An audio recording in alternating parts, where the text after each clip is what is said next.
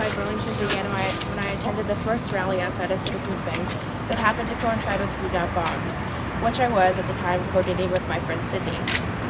The movement was then made up of folks with different employment statuses, academic backgrounds, political stances, etc., but very few that I recognized from the many summer months I spent serving at the park.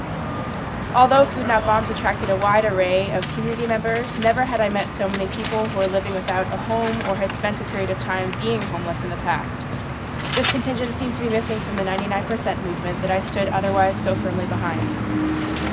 Just a couple weeks after the General Assembly process was introduced into the group, the idea of a downtown occupation seemed imminent. On October 29, 2011, this widespread sentiment culminated in the construction of a tent city on the south side of the park. Immediately, there was an outpouring of community support that took the form of tents, sleeping bags, coats, sweaters, tarps, wood pallets, and many other materials we had noted on whiteboards, through working groups, and simply by word of mouth. As several General Assembly and Occupy participants noted, this land did not ever belong to the Burlington occupation, but to the Abenaki people who never ceded their land, and more recently to the homeless who were otherwise made to feel unwelcome in public and private space downtown. The promise of food, shelter, and space to talk and organize created an environment that transcended all class backgrounds for the first time I could see on such a large scale.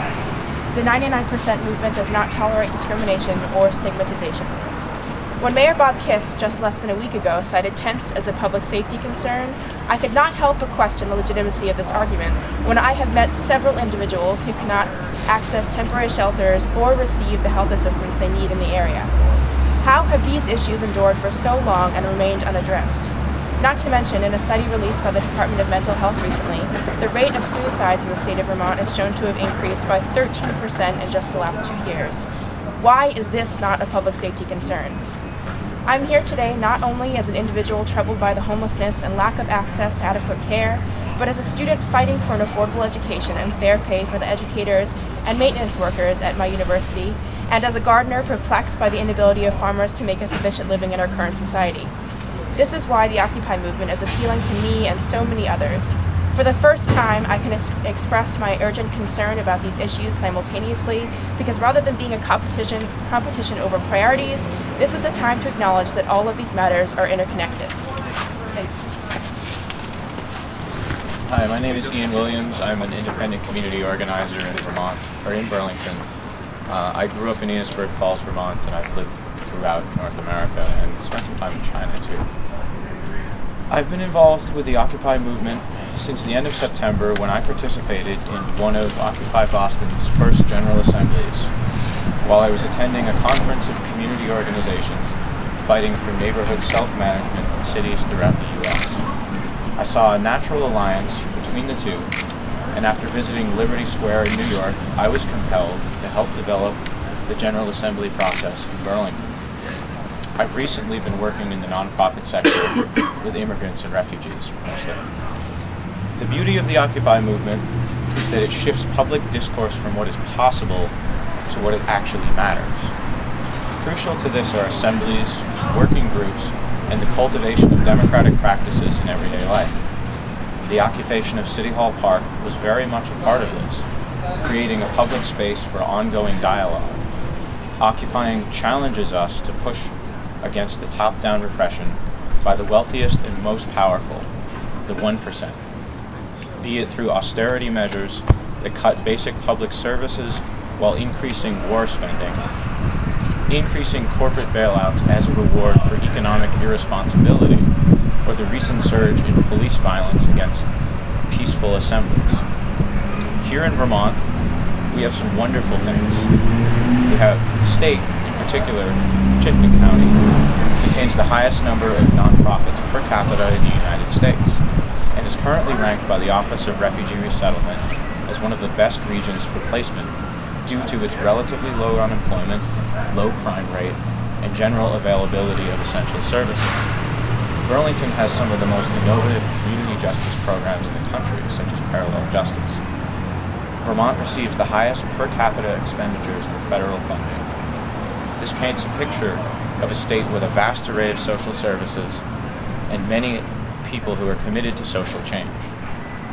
It's the Vermont many of us love, the progressive, open-minded state that's paved the way for the nation to move forward with marriage equality and most recently, single-payer health care. Amidst this rosy picture, however, are some grim facts. 81% of Vermonters cannot afford a medium-priced home.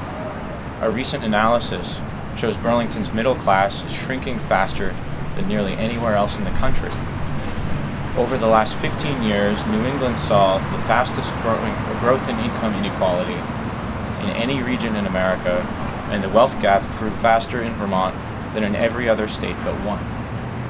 The wealthiest 1% of Vermonters saw their share of our income almost triple between 1970 and 2005. Put simply, the wealthy get more, while most Vermonters saw their real income stay the same or even go down. In 2011, Vermont's median household income dropped 6.1%, more than any other state, a trend repeated in 2007 and 2008. Meanwhile, as the gap between the rich and the poor widens, demand for services increases. State agencies faced a massive overhaul under former Governor Jim Douglas's challenges for change. Right now, nonprofits and social services face drastic funding cuts and must make difficult decisions about their futures. More Vermonters are in need of essential services while there is less funding available to provide them. Funding for essential services has further decreased under Governor Peter Shumlin, who refuses to raise income taxes for the wealthiest Vermonters, instead pushing mandatory spending cuts. Shumlin himself reported in 2010 that he has a net worth of an estimated $10 million. Just a fact. Many of my friends working in nonprofits who are frustrated with the situations they face every day say that they feel inspired by Occupy Burlington to move their own issues from offices to the streets. In the wake of Tropical Storm Irene and its estimated $1 billion in damages, the state of Vermont is in an even worse crisis. Many state offices were closed or are currently severely impaired, and the Vermont State Hospital has been permanently shuttered. Relief programs are already underfunded, so disaster recovery has largely focused on private fundraising efforts or been waiting for FEMA to write the checks.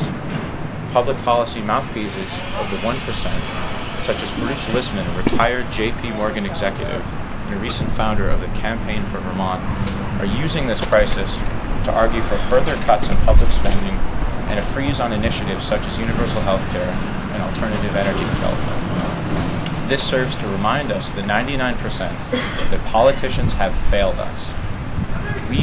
While the 1% who control politics in Vermont and in D.C. battle over how best to further disempower everyday people and marginalize and dismantle the occupying encampments, we are left with a question. Do we wait for things to crumble around us? Or do we try and solve our problems on our own terms collectively before it's too late? This is the heart of the Occupy movement. Building a society that manages itself democratically towards real solutions instead of platitudes, campaign promises, and empty outcomes determined by what the 1% is willing to fund. Instead of offloading and outsourcing social problems, we're trying, quite simply, to deal with them right here and right now. It's messy, it's imperfect, but it's a process that's run by those who are most affected by decisions made, and one that takes seriously their concerns and objections. The 1% will say that we're too messy, that we can't possibly handle these complex problems. This misses the point. We don't need experts or leaders to solve our problems for us. We need ourselves in unity. I invite Vermont's civil servants, community organizers, and nonprofit workers to join us in directly addressing this rise in poverty and the growing wealth gap here in Vermont. Come out to the streets and join us. The time to act is now. There has never been a more urgent moment in the struggle for justice. Thank you.